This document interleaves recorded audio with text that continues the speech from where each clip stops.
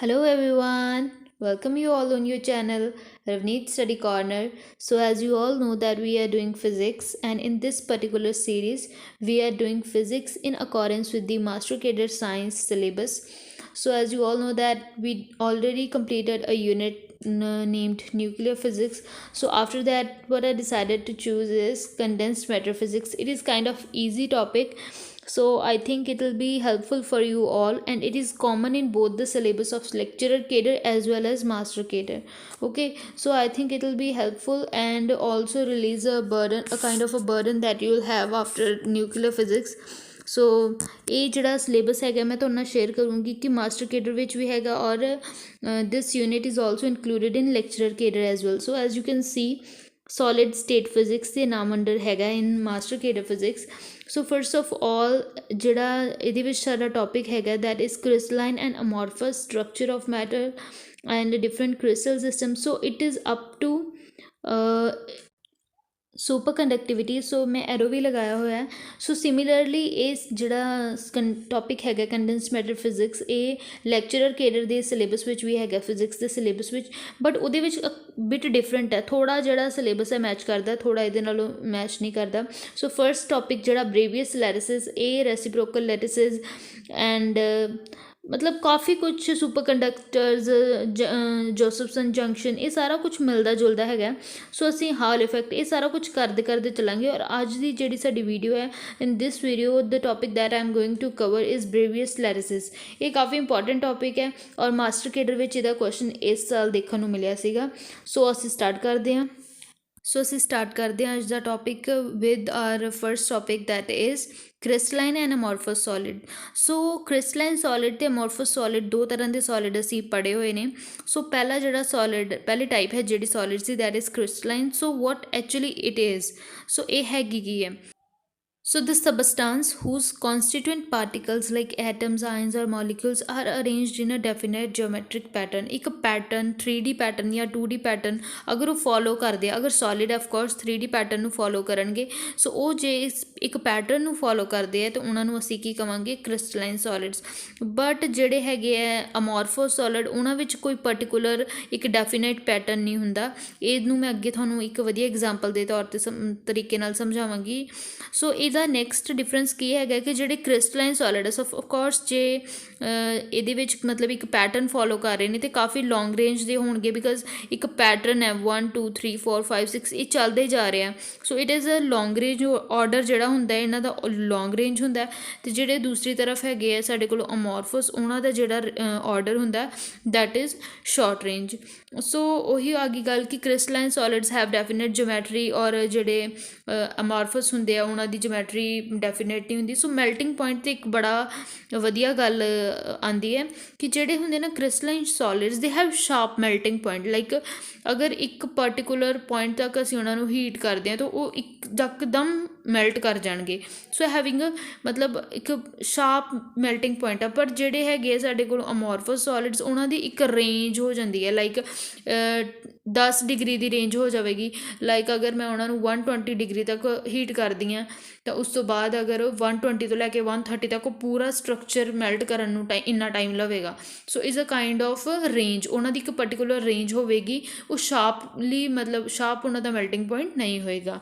So next point ਹੈਗਾ ਜਿਹੜਾ ਹੈਗਾ ਆਈਸੋਟ੍ਰੋਪੀ ਐਂਡ ਐਨਾਈਸੋਟ੍ਰੋਪੀ. ਆਈਸੋਟ੍ਰੋਪੀ ਦਾ ਮਤਲਬ ਹੁੰਦਾ ਹੈ ਕਿ ਮਤਲਬ ਅਗਰ ਇੱਕ ਸਟਰਕਚਰ ਦੇ ਵਿੱਚ ਅਸੀਂ ਕਿਸੇ ਵੀ ਡਾਇਰੈਕਸ਼ਨ ਨੂੰ ਮੂਵ ਕਰਦੇ ਹਾਂ, positive X axis, negative Y axis, Z axis, ਕਿਸੇ ਵੀ ਨੂੰ, ਪੋਜ਼ੀਟਿਵ ਨੂੰ ਜਾਂ ਨੈਗੇਟਿਵ ਨੂੰ, ਤਾਂ ਉਹਦੀਆਂ ਜਿਹੜੀਆਂ ਪ੍ਰੋਪਰਟੀਜ਼ ਹੈ, ਪ੍ਰੋਪਰਟੀਜ਼ ਕੋਈ ਵੀ ਹੋ ਸਕਦੀਆਂ, like conductivity, thermal, refractive index, strength, ਕੁਛ ਵੀ, ਅਗਰ ਉਹ ਚੇਂਜ ਨਹੀਂ ਕਰਦੀਆਂ, ਮਤਲਬ ਸਿਮਿਲਰ ਹੀ ਰਹਿ ਰਹੀਆਂ ਸਾਰੀ ਡਾਇਰੈਕਸ਼ਨਸ 'ਤੇ, ਉਹਨਾਂ ਨੂੰ ਅਸੀਂ ਬੋਲਾਂਗੇ ਆਈਸੋਟ੍ਰੋਪਿਕ. ਅਗਰ ਉਹ ਸਿਮਿਲਰ ਨਹੀਂ ਹੈ, ਚੇਂਜ ਕਰ ਰਹੀਆਂ, ਤਾਂ ਉਹਨਾਂ ਨੂੰ ਬੋਲਾਂਗੇ ਅਸੀਂ ਐਨਾਈਸੋਟ੍ਰੋਪਿਕ. ਠੀਕ ਹੈ. ਸੋ ਜਿਹੜੇ ਕ੍ਰਿਸਟਲਾਈਨ ਸੋਲਿਡਸ ਨੇ ਇਹ ਐਨਾਈਸੋਟ੍ਰੋਪਿਕ ਨੇ, ਮਤਲਬ ਇਹਨਾਂ ਦੀਆਂ ਚੇਂਜ ਕਰ ਜਾਂਦੀਆਂ ਪ੍ਰੋਪਰਟੀਜ਼ ਡਿਫਰੈਂਟ ਡਾਇਰੈਕਸ਼ਨਸ ਵਿੱਚ. ਵੇਅਰਐਜ਼ ਅਮੋਰਫਸ ਸਬਸਟੈਂਸਿਸ ਨੇ ਜਿਹੜੇ ਉਹ ਆਈਸੋਟ੍ਰੋਪਿਕ ਨੇ, ਮਤਲਬ ਉਹਨਾਂ ਦੀਆਂ ਪ੍ਰੋਪਰਟੀਜ਼ ਚੇਂਜ ਨਹੀਂ ਕਰਦੀਆਂ ਡਿਫਰੈਂਟ ਡਾਇਰੈਕਸ਼ਨਸ ਵਿੱਚ ਮੂਵ ਕਰਿਆ. ਓਕੇ, ਸੋ ਨੈਕਸਟ ਜਿਹੜਾ ਸਾਡਾ ਪੁਆਇੰਟ ਹੈਗਾ ਦੈਟ ਇਜ਼ ਕਲੀਵੇਜ, ਮਤਲਬ ਅਗਰ ਮੈਂ ਇਹਨਾਂ ਨੂੰ ਕਿਸੇ ਸ਼ਾਰਪ ਨਾਈਫ ਨਾਲ ਕੱਟਦੀ ਹੈਗੀ ਹਾਂ ਤਾਂ ਉਹ ਜਿਹੜਾ ਸਟਰਕਚਰ ਦੋ ਪਾਰਟਸ ਵਿੱਚ ਡਿਵਾਈਡ ਹੋਏਗਾ ਉਹਦੀ ਕਲੀਵੇਜ ਕਿਸ ਤਰ੍ਹਾਂ ਦੀ ਹੋਏਗੀ, ਉਹ ਟੁੱਟੇਗਾ ਕਿਸ ਤਰ੍ਹਾਂ।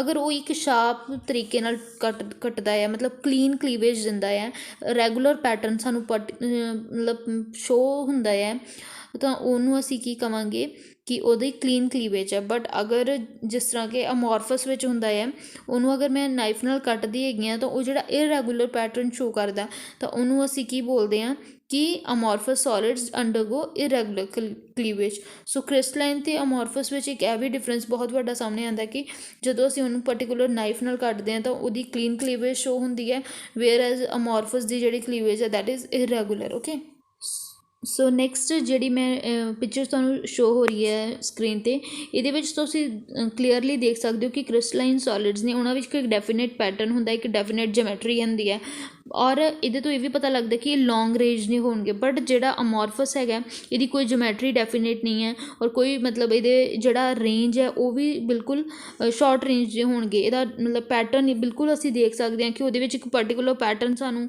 ਹੈਕਸਾਗਨਲ ਜਿਹੜੇ ਬਾਕਸਿਸ ਆ ਦੇਖਣ ਨੂੰ ਮਿਲ ਰਹੇ, ਬਟ ਜਿਹੜਾ ਅਮੋਰਫਸ ਹੈ ਉਹਦੇ ਵਿੱਚ ਮਤਲਬ ਇਰੈਗੂਲਰ ਪੈਟਰਨ ਹੈ, ਕੋਈ ਜਿਹੜਾ ਮਤਲਬ ਸਰਕਲ ਹੈਗਾ ਉਹ ਸਾਡੇ ਕੋਲੋਂ ਛੋਟਾ ਹੈਗਾ ਐਂਡ ਕੋਈ ਵੱਡਾ ਹੈਗਾ। ਸੋ ਨੈਕਸਟ ਜਿਹੜਾ ਪੁਆਇੰਟ ਹੈਗਾ ਕਲੀਵੇਜ ਦਾ, ਇਹ ਵੀ ਮੈਂ ਤੁਹਾਨੂੰ ਕਲੀਅਰ ਕਰੂੰਗੀ through photograph that ਕ੍ਰਿਸਟਲਾਈਨ solids ਅੰਡਰਗੋ clean ਕਲੀਵੇਜ। ਅਗਰ ਮੈਂ ਕੱਟ ਰਹੀ ਹਾਂ ਤਾਂ ਉਹਨਾਂ ਦੀ ਕਲੀਵੇਜ ਬਿਲਕੁਲ ਕਲੀਨ ਪ੍ਰੋਪਰ ਪੈਟਰਨ ਦਿਖ ਰਿਹਾ, ਵੇਅਰ ਐਜ਼ ਅਮੋਰਫਸ ਦੀ ਜਿਹੜੀ ਕਲੀਵੇਜ ਹੈ ਦੈਟ ਇਜ਼ ਇਰੈਗੂਲਰ, ਮਤਲਬ ਕੋਈ ਪਰਟੀਕੂਲਰ ਪੈਟਰਨ ਨਹੀਂ ਸ਼ੋ ਕਰ ਰਹੀ।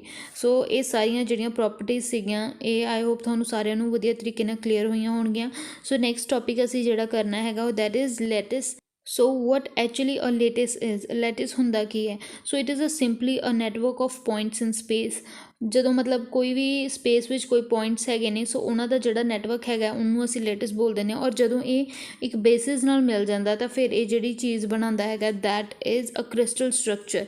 ਸੋ ਕ੍ਰਿਸਟਲ ਸਟਰਕਚਰ ਜਿਹੜੇ ਹੁੰਦੇ ਮਤਲਬ 2 ਡਾਇਮੈਂਸ਼ਨ ਵਿੱਚ ਔਰ 3 ਡਾਇਮੈਂਸ਼ਨ ਵਿੱਚ ਇਹਨਾਂ ਦੀ ਡਿਫਰੈਂਟ ਨੇਮਸ ਹੈਗੀਆਂ, ਡਿਫਰੈਂਟ ਜਦੋਂ ਕਿਸੇ ਮਤਲਬ ਕ੍ਰਿਸਟੈਲੋਗ੍ਰਾਫਿਕ ਐਕਸਿਸ ਦੀਆਂ ਇਹਨਾਂ ਦੇ ਵਿੱਚ ਐਂਗਲ ਵੇਰੀ ਕਰਦਾ ਹੈਗਾ। ਸੋ ਇਹ ਮਤਲਬ ਕਾਈਂਡ ਆਫ ਕਲਾਸ ਬਣਾ ਲੈਂਦੇ ਆ ਆਪਣੀ ਅਲੱਗ ਕਲਾਸ, 3D ਵਾਲਿਆਂ ਦੀ ਅਲੱਗ ਕਲਾਸ ਹੋ ਜਾਂਦੀ ਹੈ ਔਰ 2D ਵਾਲਿਆਂ ਦੀ ਅਲੱਗ ਕਲਾਸ ਹੋ ਜਾਂਦੀ ਹੈ।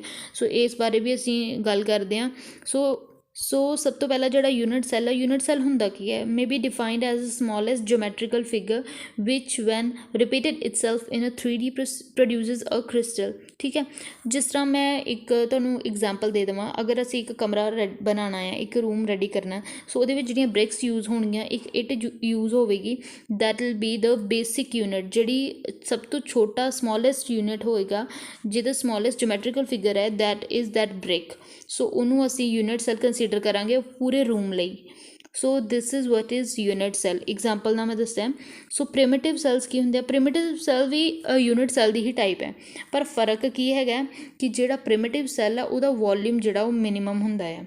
ਸੋ ਇਹੀ ਮਤਲਬ ਡਿਫਰੈਂਸ ਹੈਗਾ ਪ੍ਰਿਮਿਟਿਵ ਦਾ। ਜਿੱਥੇ ਪ੍ਰਿਮਿਟਿਵ ਦਾ ਵਰਡ ਯੂਜ਼ ਹੋ ਗਿਆ ਨਾ, ਪ੍ਰਿਮਿਟਿਵ ਵਰਡ ਯੂਜ਼ ਹੋ ਗਿਆ, ਸੋ ਉਹਨੂੰ ਹੀ ਕੰਸੀਡਰ ਕਰ ਲਓ ਕਿ ਇਹਦਾ ਵੋਲਿਊਮ ਮਿਨੀਮਮ ਹੈਗਾ, ਮਿਨੀਮਮ ਵੋਲਿਊਮ ਵਾਲਾ primitive cell. So next is crystallographic axis, interfacial angles and primitives. So ਅਗਰ ਅਸੀਂ ਇੱਕ 3 ਡਾਇਮੈਂਸ਼ਨਲ ਯੂਨਿਟ ਲੈਂਦੇ ਹਾਂ, ਯੂਨਿਟ ਸੈੱਲ ਲੈਂਦੇ ਹਾਂ, X axis, Y axis and Z axis. So ਜਿਹੜੀਆਂ ਕ੍ਰਿਸਟੈਲੋਗ੍ਰਾਫਿਕ ਐਕਸਿਸ ਹੋਣਗੀਆਂ O X, O Y and O Z, ਇਹ ਸਾਡੀਆਂ ਕੀ ਹੈਗੀਆਂ ਨੇ? Crystallographic Axis.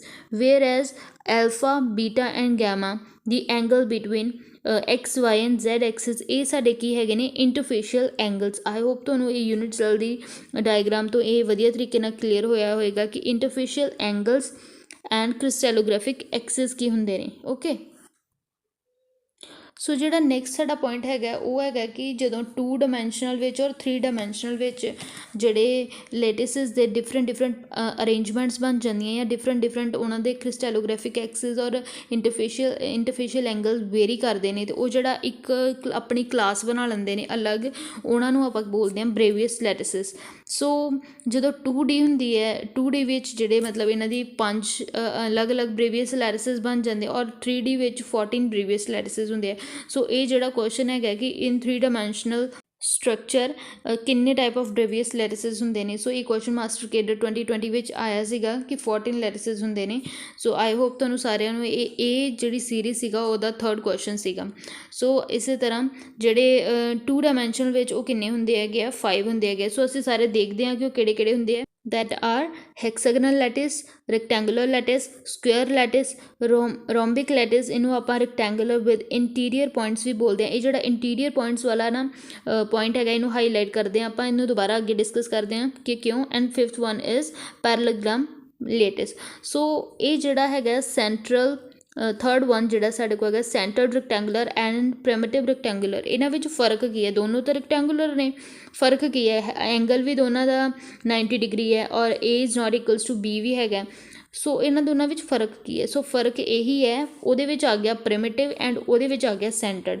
ਜਿਹੜਾ ਸੈਂਟਰਡ ਰੈਕਟੈਂਗੂਲਰ ਹੈ ਇਹਦੇ ਇੰਟੀਰੀਅਰ ਵਿੱਚ ਪੁਆਇੰਟ ਹੋਣਗੇ, ਵੇਅਰ ਐਜ਼ ਪ੍ਰਿਮਿਟਿਵ ਰੈਕਟੈਂਗੂਲਰ ਵਿੱਚ ਕੋਈ ਪੁਆਇੰਟ ਨਹੀਂ ਹੋਏਗਾ। ਇਹਦਾ ਸਮੋਲੈਸਟ ਵੋਲਿਊਮ ਹੋਏਗਾ, ਮਤਲਬ ਜਿਹੜੀ ਘੱਟੋ ਘੱਟ ਵੋਲਿਊਮ ਵਾਲਾ। ਸੋ ਪ੍ਰਿਮਿਟਿਵ ਆ ਗਿਆ, ਉਹ ਫਿਰ ਉਹੀ ਗੱਲ ਮੈਂ ਪਹਿਲੀ ਵਾਲੀ ਰਿਪੀਟ ਕਰੂੰਗੀ ਕਿ ਮਿਨੀਮਮ ਵੋਲਿਊਮ ਹੋਏਗਾ। ਸੋ ਜਿਹੜਾ ਓਬਲੀਕ ਹੈ ਇਹਦੇ ਵਿੱਚ A is not equals to B and gamma is not equals to 90 degree. So ਉਹੀ ਗੱਲ, ਕ੍ਰਿਸਟੈਲੋਗ੍ਰਾਫਿਕ ਐਕਸਿਸ ਵੀ ਇਕੁਅਲ ਨਹੀਂ ਹੈ। ਸੋ ਸਕੁਅਰ ਵਿੱਚ ਕ੍ਰਿਸਟੈਲੋਗ੍ਰਾਫਿਕ ਐਕਸਿਸ ਵੀ ਇਕੁਅਲ ਨੇ ਅਤੇ ਔਰ ਐਂਗਲ ਵੀ 90 ਡਿਗਰੀ ਹੈ। Whereas in hexagonal crystallographic axis ਵੀ ਇਕੁਅਲ ਨਹੀਂ ਹੈ ਔਰ ਐਂਗਲ ਜਿਹੜਾ ਹੈਗਾ ਦੈਟ ਇਜ਼ 120। ਸੋ ਹੁਣ 3 ਡਾਇਮੈਂਸ਼ਨਲ ਦੀ ਗੱਲ ਕਰਦੇ ਹਾਂ। 3 ਡਾਇਮੈਂਸ਼ਨਲ ਵਿੱਚ ਸਿਸਟਮ ਜਿਹੜੇ ਹੈਗੇ ਆ ਉਹ 7 ਸਿਸਟਮਸ ਹੁੰਦੇ, ਜਿਹੜੀਆਂ 7 ਡਿਫਰੈਂਟ ਕਲਾਸਿਸ ਹੁੰਦੀਆਂ। ਸੋ ਇਹ ਮੋਸਟ ਆਫ ਦੀ ਬੁੱਕਸ ਵਿੱਚ ਇਸ ਤਰ੍ਹਾਂ ਟੇਬਲ ਦਿੱਤਾ ਹੁੰਦਾ। ਮੈਨੂੰ ਇਸ ਤਰ੍ਹਾਂ ਟੇਬਲ ਨਾ ਬਹੁਤ ਕਨਫਿਊਜ਼ ਕਰਦਾ, ਮੈਂ ਬਹੁਤ ਜਲਦੀ ਕਨਫਿਊਜ਼ ਹੋ ਜਾਂਦੀ ਹਾਂ। ਸੋ ਇਹਦੇ ਵਿੱਚ ਤੁਹਾਨੂੰ ਇੱਕ ਚੀਜ਼ ਦਿੱਤੀ ਹੋਈ ਹੈ ਦੈਟ ਬ੍ਰੇਵੀਅਸ ਲੈਟਿਸਿਸ। ਸੋ ਜਿੱਥੇ ਸਿੰਗਲ ਬ੍ਰੇਵੀਅਸ ਲੈਟਿਸ ਆਏਗਾ ਨਾ ਦੈਟ ਇਜ਼ ਹਮੇਸ਼ਾ ਸਿੰਪਲ ਕਿਊਬਿਕ। ਅਗਰ 2 ਹੋਣਗੇ simple cubic then base centred, then ਜੇ 3 ਹੋਣਗੇ simple cubic, body centred and face centred. ਅਗਰ 4 ਹੋਣਗੇ ਫਿਰ simple cubic, base centred, body centred and face centred. So ਇਹ ਸਾਰੇ ਹੋਣਗੇ। ਮੈਂ ਇਹਨੂੰ ਇੱਕ ਆਪਣੇ ਤਰੀਕੇ ਨਾਲ ਮਤਲਬ ਯਾਦ ਕਰਨ ਲਈ ਵਧੀਆ ਤਰੀਕੇ ਨਾਲ ਕਿ ਯਾਦ ਹੋ ਜਾਵੇ, ਸੋ ਇਹਨੂੰ ਮੈਂ ਆਪਣੇ ਤਰੀਕੇ ਨਾਲ ਇੱਕ ਲਿਖ ਲਿਆ। ਆਈ ਹੋਪ ਤੁਹਾਨੂੰ ਵੀ ਵਧੀਆ ਲੱਗਿਆ ਹੋਏਗਾ, ਵਧੀਆ ਲੱਗੇਗਾ ਜਾਂ ਅੱਗੇ ਮੈਂ ਤੁਹਾਨੂੰ ਸਮਝਾਉਂਦੀ ਹਾਂ। ਸੋ ਇਹ ਵੇਖੋ, ਸਭ ਤੋਂ ਪਹਿਲਾਂ ਇਹਦੇ ਉੱਪਰ ਕੀ ਲਿਖਿਆ, ਕਿਊਬਿਕ। ਇਹ ਜਿਹੜੇ ਮੈਂ 3 1 1 2 4 1 2 ਇਹ ਲਿਖਿਆ, ਇਹਨਾਂ ਦਾ ਕੀ ਮਤਲਬ ਹੈ ਇਹ ਵੀ ਮੈਂ ਬਾਅਦ ਵਿੱਚ ਸਮਝਾਉਂਦੀ ਹਾਂ। ਸੋ ਸਭ ਤੋਂ ਪਹਿਲਾਂ ਆ ਗਿਆ ਕਿਊਬਿਕ, ਫਿਰ ਆ ਗਿਆ ਟ੍ਰਾਇਗਨਲ, ਇਹਨਾਂ ਦੋਨਾਂ ਦਾ ਮੈਂ ਇੱਕ ਪੇਅਰ ਬਣਾ ਲਿਆ। ਫਿਰ ਕੀ ਆਇਆ, ਹੈਕਸਾਗਨਲ ਅਤੇ ਟੈਟਰਾਗਨਲ, ਇਹਨਾਂ ਦਾ ਇੱਕ ਪੇਅਰ ਬਣਾ ਲਿਆ। ਫਿਰ ਜਿਹੜੇ 3 ਆ ਗਏ, ਟਰਾਈਕਲੀਨਿਕ, ਮੋਨੋਕਲੀਨਿਕ ਐਂਡ ਔਰਥੋਰੋਮਬਿਕ। ਠੀਕ ਹੈ, ਜਿਹੜਾ ਕਿਊਬਿਕ ਹੈਗਾ ਇਹਦੇ ਵਿੱਚ ਕ੍ਰਿਸਟੈਲੋਗ੍ਰਾਫਿਕ ਐਕਸਿਸ ਵੀ ਇਕੁਅਲ ਨੇ ਅਤੇ ਜਿਹੜੇ ਇੰਟਰਫੇਸ਼ੀਅਲ ਐਂਗਲਸ ਨੇ ਉਹ 90 ਡਿਗਰੀ ਦੇ ਇਕੁਅਲ ਹੈ। ਸੋ ਇਹ ਜਿਹੜਾ ਮਤਲਬ ਸਿਸਟਮ, ਸੋ ਇਹਦੇ ਵਿੱਚ ਜਿਹੜਾ ਮਤਲਬ A equals to B equals to C, ਔਰ ਨੀਚੇ ਵਾਲੇ ਜਿਹਦੇ ਮੈਂ ਟਰਾਇਗਨਲ 'ਤੇ ਲਿਖਿਆ ਨਾ A is not equals to B is not equals to C, ਇਹ ਗਲਤੀ ਨਾਲ ਲਿਖਿਆ ਗਿਆ। ਇਹੀ ਤਾਂ ਇੱਕ ਮਤਲਬ ਜਿਹੜਾ ਬੇਸ ਬਣਾਉਣਾ ਸਾਡੇ ਟੇਬਲ ਦਾ, ਕਿ ਜਿਹੜੇ ਕ੍ਰਿਸਟੈਲੋਗ੍ਰਾਫਿਕ ਐਕਸਿਸ ਹੈਗੇ ਨੇ ਨਾ ਉਹ ਇਸ ਪੇਅਰ ਵਿੱਚ ਮਤਲਬ ਇਕੁਅਲ ਹੈ। A equals to B equals to C ਔਰ ਟਰਾਇਗਨਲ ਵਿੱਚ ਵੀ A equals to B equals to C ਹੀ ਹੋਣਾ। ਸੋ ਐਂਗਲ ਵਿੱਚ ਡਿਫਰੈਂਸ ਹੈ। ਸੋ ਅਗਰ ਤੁਸੀਂ ਇੱਕ ਚੀਜ਼ ਕਾਮਨ ਦੇਖੋ, ਜਿਹੜੇ ਤਿੰਨੇ ਜਿਹੜੇ ਆਪਾਂ ਜੋੜਾ ਬਣਾਇਆ, ਪੇਅਰ ਬਣਾਏ ਹੈਗੇ ਆ, ਸੋ ਇਹਨਾਂ ਵਿੱਚ ਇਹੀ ਹੈਗਾ ਕਿ ਜਿਹੜੇ ਇਹਦੇ ਕ੍ਰਿਸਟੈਲੋਗ੍ਰਾਫਿਕ ਐਕਸਿਸ ਇਸ ਪੇਅਰ ਵਿੱਚ ਹੋਣਗੇ ਨਾ, ਕਿਸੇ ਵੀ ਪੇਅਰ ਵਿੱਚ ਤਿੰਨਾਂ ਵਿੱਚੋਂ ਕੋਈ ਵੀ ਲੈ ਲਓ ਉਹ ਇਕੁਅਲ ਨੇ। ਫਰਕ ਸਿਰਫ ਕਿੱਥੇ ਆ ਰਿਹਾ, ਜਿਹੜੇ ਐਂਗਲਸ ਆ ਉਹਨਾਂ 'ਤੇ ਫਰਕ ਆ ਰਿਹਾ। ਸੋ ਜਿਹੜਾ ਕਿਊਬਿਕ ਹੈਗਾ ਸਭ ਤੋਂ ਪਹਿਲਾਂ ਦੇਖੀਏ, ਇਹ ਮੋਸਟ ਸਿਮੈਟਰੀਕਲ ਹੈ ਬਿਕਾਜ਼ ਇਹਦੇ ਵਿੱਚ ਜਿਹੜੇ ਐਕਸਿਸ ਆ ਉਹਦੇ ਇਕੁਅਲ ਹੈਗੇ, ਜਿਹੜਾ ਐਂਗਲਸ ਹੈਗੇ ਨੇ ਉਹ ਵੀ 90 ਡਿਗਰੀ ਦੇ ਇਕੁਅਲ। ਔਰ ਟਰਾਈਕਲੀਨਿਕ ਨਾ ਜਿਹੜਾ ਮੋਸਟ ਅਨਸਿਮੈਟਰੀਕਲ ਹੈ because A equals to not equals to B, ਮਤਲਬ ਐਕਸਿਸ ਵੀ ਇਕੁਅਲ ਨਹੀਂ ਹੈ ਔਰ ਐਂਗਲ ਵੀ ਇਕੁਅਲ ਨਹੀਂ ਹੈ 90 ਦੇ। ਸੋ ਆਈ ਹੋਪ ਤੁਹਾਨੂੰ ਇਹ ਕਲੀਅਰ ਹੋਇਆ ਹੋਏਗਾ। ਸੋ ਇਹ ਜਿਹੜਾ ਟਰਾਇਗਨਲ ਦੀ ਹੈ ਨਾ, ਇਹ ਆਪਾਂ ਇੱਥੇ ਮਤਲਬ ਅਗਰ ਤੁਸੀਂ ਸਕਰੀਨਸ਼ਾਟ ਲਓਗੇ ਤਾਂ ਇਹਨੂੰ ਮਤਲਬ ਕਲੀਅਰ ਕਰ ਲਿਓ, ਇੱਥੇ ਇਕੁਅਲ ਟੂ ਆਉਣਾ। ਸੋ ਹੈਕਸਾਗਨਲ ਦੀ ਗੱਲ ਕਰੀਏ, ਸੋ ਸਾਨੂੰ ਸਾਰਿਆਂ ਨੂੰ ਪਤਾ alpha equals to beta, sorry A equals to B is not equals to C। Tetragonal ਵਿੱਚ ਵੀ same A equals to B is not equals to C। ਹੁਣ ਇਹਨਾਂ ਦੇ ਐਂਗਲ ਵੇਰੀ ਕਰ ਰਹੇ ਨੇ। ਸੋ ਇਹ ਐਂਗਲ ਵਾਲਾ ਜਿਹੜਾ ਫੰਡਾ ਨਾ ਇਹ ਯਾਦ ਕਰਨਾ ਤੁਸੀਂ ਸਾਰਿਆਂ ਨੇ। ਸੋ ਸਿਮਿਲਰਲੀ ਟਰਾਈਕਲੀਨਿਕ, ਮੋਨੋਕਲੀਨਿਕ ਐਂਡ ਔਰਥੋਰੋਮਬਿਕ ਵਿੱਚ ਵੀ ਕ੍ਰਿਸਟੈਲੋਗ੍ਰਾਫਿਕ ਐਕਸਿਸ ਹੀ ਸੇਮ ਨਹੀਂ ਹੁੰਦੇ, ਐਂਗਲ ਵੇਰੀ ਕਰ ਰਹੇ ਨੇ। ਮਤਲਬ ਇਹ ਇੱਕ ਪੈਟਰਨ ਬਣ ਗਿਆ ਕਿ ਇਹਨਾਂ ਤਿੰਨਾਂ ਵਿੱਚ ਜਿਹੜੇ ਐਕਸਿਸ ਆ ਉਹ ਸੇਮ ਨਹੀਂ ਆ, ਪਰ ਜਿਹੜੇ ਐਂਗਲ ਹੈ ਉਹ ਅਸੀਂ ਉਹਨਾਂ ਨੂੰ ਯਾਦ ਕਰਨੇ ਪੈਣਾ। ਔਰ ਅਗਰ ਅਸੀਂ ਟਰਾਈਕਲੀਨਿਕ ਦਾ ਦੇਖੀਏ ਤਾਂ ਕੁਛ ਵੀ ਇਕੁਅਲ ਨਹੀਂ ਹੈ, ਔਰ ਔਰਥੋਰੋਮਬਿਕ ਦੇ ਦੇਖੀਏ ਤਾਂ ਸਾਰੇ ਇਕੁਅਲ ਹੈਗੇ ਆ। ਮਤਲਬ ਸਾਈਨ ਜਿਹੜਾ ਵਿੱਚ ਹੈਗਾ ਇਕੁਅਲ ਦਾ ਹੀ ਹੈਗਾ। ਸੋ ਇੱਕ ਮਤਲਬ ਇੱਕ ਕਾਈਂਡ ਆਫ ਟ੍ਰਿਕ ਹੈਗੀ ਆ ਯਾਦ ਕਰਨ ਲਈ। ਸੋ ਨੈਕਸਟ ਜਿਹੜੇ ਪੁਆਇੰਟ ਹੈਗੇ ਆ ਮੈਂ ਲਿਖੇ ਹੋਏ ਹੈਗੇ 3 1 1 2 4 1 2। ਇਹ ਕੀ ਹੈਗੇ ਆ? ਸੋ ਇਹ ਨੰਬਰ ਆਫ ਬ੍ਰੇਵੀਅਸ ਲੈਟਿਸਿਸ ਹੈਗੇ ਕਿ ਕੇਸ ਸਿਸਟਮ ਦੇ ਕਿੰਨੇ ਬ੍ਰੇਵੀਅਸ ਲੈਟਿਸ ਹੈਗੇ ਆ। ਸੋ ਕਿਊਬਿਕ ਵਿੱਚ 3 ਹੁੰਦੇ ਆ, ਟ੍ਰਾਇਗਨਲ ਵਿੱਚ 1 ਹੈਗਾ, ਹੈਕਸੈਗਨਲ ਦਾ ਵੀ 1 ਹੈਗਾ, ਟੈਟਰਾਗਨਲ ਦਾ 2 ਹੈਗੇ ਆ, ਟ੍ਰਾਈਕਲੀਨਿਕ ਦਾ 1 ਹੈ, ਮੋਨੋਕਲੀਨਿਕ ਦੇ 2 ਹੈਗੇ, ਔਰਥੋਰੋਮਬਿਕ ਦੇ 4 ਹੈਗੇ। So it is a kind of mnemonic ਜਿਹੜੇ ਅਸੀਂ ਖੁਦ ਆਪਣੀ ਕੋਈ ਵੀ ਅਗਰ ਸਾਨੂੰ ਯਾਦ ਨਹੀਂ ਹੁੰਦਾ ਤਾਂ ਅਸੀਂ ਖੁਦ ਉਹਨੂੰ ਨਿਮੋਨਿਕ ਹੈਗਾ। ਸੋ ਇੱਕ ਮਤਲਬ ਅਗਰ ਤੁਸੀਂ ਯਾਦ ਕਰਨਾ ਤਾਂ ਤੁਸੀਂ ਇਹਨੂੰ ਦੇਖ ਸਕਦੇ ਹੋ, ਇਹਦੇ ਵਿੱਚੋਂ ਕੁਐਸਚਨ ਆਉਂਦਾ ਹੁੰਦਾ ਮੋਸਟਲੀ। ਸੋ ਇਹ ਜਿਹੜਾ ਕੁਐਸਚਨ ਆਇਆ ਹੋਇਆ ਹੈ ਇਨ 2016 60 ਦੇ ਪੇਪਰ ਵਿੱਚ, ਮਾਸਟਰ ਕੇਡਰ 60 ਸਾਇੰਸ ਦੇ ਪੇਪਰ ਵਿੱਚ ਜਿਹੜਾ ਕੁਐਸਚਨ ਆਇਆ ਹੋਇਆ that is in a crystal system all the 3 lattice vectors are perpendicular to each other but unequal the system represented is. ਹੁਣ ਇੱਕ ਗੱਲ ਦੇਖਿਓ ਧਿਆਨ ਨਾਲ ਕਿ ਜਿਹੜੇ ਲੇਟੈਸਟ ਆਲ ਦੇ 3 ਲੇਟੈਸਟ ਵੈਕਟਰਸ ਹੈਗੇ ਉਹ ਪਰਪੈਂਡੀਕੂਲਰ ਹੈਗੇ, ਮਤਲਬ alpha equals to beta equals to gamma equals to 90 degree, ਔਰ ਅਨਇਕੁਅਲ ਹੈ A equal not equals to B not equals to C. So ਇਹ ਜਿਹੜਾ ਬਣਦਾ ਹੈਗਾ ਕਿਹੜਾ ਹੈਗਾ? ਯੈਸ, ਔਰਥੋਰੋਮਬਿਕ ਹੈਗਾ। ਸੋ ਇਹ ਜਿਹੜੇ 3 ਕੁਐਸਚਨ ਆਏ ਸੀਗੇ 2020 ਦੇ ਐਗਜ਼ਾਮ ਵਿੱਚ। ਫਸਟ ਕੁਐਸਚਨ ਜਿਹੜਾ ਆਇਆ ਸੀਗਾ, ਇਹਦੀਆਂ ਤਾਂ ਸਾਰੀਆਂ ਐਗਜ਼ਾਮਪਲ ਦੀ ਗਲਤ ਸੀਗੀਆਂ, ਗ੍ਰੇਸ ਮਿਲੀ ਹੈਗੀ ਬੱਚਿਆਂ ਨੂੰ ਸਾਰਿਆਂ ਨੂੰ। ਸੋ ਇਹਨਾਂ ਵਿੱਚ ਪੁੱਛਿਆ ਸੀਗਾ ਕਿ ਕੋਆਰਡੀਨੇਸ਼ਨ ਨੰਬਰ ਅਤੇ ਕ੍ਰਿਸਟਲ ਸਿਸਟਮ ਕਿਹੜਾ ਮਤਲਬ ਮੈਚ ਕਰਦਾ। ਸੋ ਇਹ ਸਾਰੇ ਗਲਤ ਹੋਏ ਆ। ਮਤਲਬ FCC ਦਾ 12 ਹੁੰਦਾ ਆ, ਔਰ BCC ਦਾ 8 ਹੁੰਦਾ, ਸਿੰਪਲ ਕਿਊਬਿਕ ਦਾ 6 ਹੁੰਦਾ ਆ, ਔਰ ਜਿਹੜਾ ਡਾਇਮੰਡ ਵਾਲਾ ਆ ਇਹ ਕਿਊਬਿਕ ਅਤੇ ਹੈਕਸਾਗਨਲ ਦੋ ਮਤਲਬ ਬੋਥ ਵਿੱਚ ਐਗਜ਼ਿਸਟ ਕਰਦਾ ਆ। ਸੋ ਇਹ ਮਤਲਬ ਸਾਰੇ ਗਲਤ ਸੀਗੇ। ਸੋ ਜਿਹੜਾ ਸੈਕਿੰਡ ਕੁਐਸਚਨ ਹੈਗਾ ਰਿਪੀਟੇਬਲ ਐਂਟਾਈਟੀ, ਉਹੀ ਯੂਨਿਟ ਸੈੱਲ ਵਾਲੀ ਗੱਲ ਜਿਹੜੀ ਮੈਂ ਤੁਹਾਨੂੰ ਬ੍ਰਿਕ ਵਾਲੀ ਗੱਲ ਸਮਝਾਈ ਹੈ ਕਿ ਅਗਰ ਇੱਕ ਰੂਮ ਬਣਾ ਰਹੇ ਆ ਅਤੇ ਉਹਦੇ ਜਿਹੜੇ ਰਿਪੀਟੇਬਲ ਐਂਟਾਈਟੀ ਉਹ ਇੱਕ ਬ੍ਰਿਕ ਹੈ, ਅਤੇ ਉਹ ਬ੍ਰਿਕ ਕੀ ਹੈ? Unit cell. ਇੱਕ ਸਭ ਤੋਂ ਜਿਹੜਾ ਰਿਪੀਟ ਹੋ ਰਿਹਾ ਬਾਰ-ਬਾਰ ਉਹ ਕਿਹੜੀ ਹੈਗਾ? Unit cell. ਸੋ ਬ੍ਰੇਵੀਅਸ ਲੈਟਿਸਿਸ ਪੁੱਛੇ ਹੋਏ ਆ ਉਹਨਾਂ ਨੇ। ਸੋ ਬ੍ਰੇਵੀਅਸ ਲੈਟਿਸਿਸ 14 ਹੁੰਦੇ ਆ। ਵੈਸੇ ਇੱਕ ਪੁਆਇੰਟ ਇੱਥੇ ਵੀ ਉੱਠਦਾ ਕਿ ਇਹਨਾਂ ਨੇ ਕੁਛ 2D ਜਾਂ 3D ਨਹੀਂ ਦਿੱਤਾ ਹੋਇਆ।